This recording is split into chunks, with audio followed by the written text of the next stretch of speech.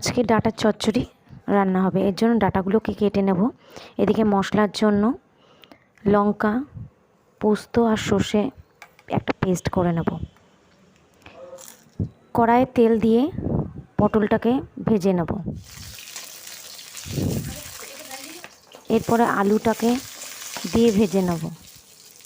আলু পটল ভাজা হয়ে গেলে এবার ডাঁটাটাকে দিয়ে ভেজে নেব। কিছুক্ষণ নাড়াচাড়া করে নিয়ে নুন,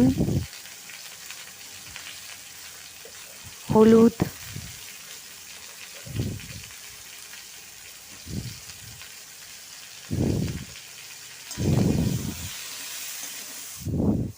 এবং 1 চামচ চিনি দিয়ে ডাঁটাটাকে কিছুক্ষণ নাড়তে থাকবো।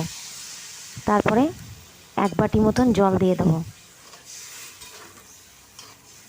এবার ডাঁটাটাকে ঢেকে দেবো সেদ্ধ হওয়ার জন্য। 10 মিনিট মতন সেদ্ধ হবে।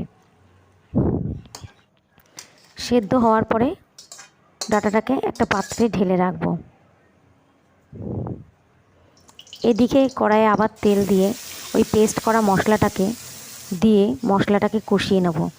মশলা ভেজে আসলে এবার সেদ্ধ করা যে ডাঁটাটা আছে সেই ডাঁটাটা এই মশলার মধ্যে দিয়ে দেবো।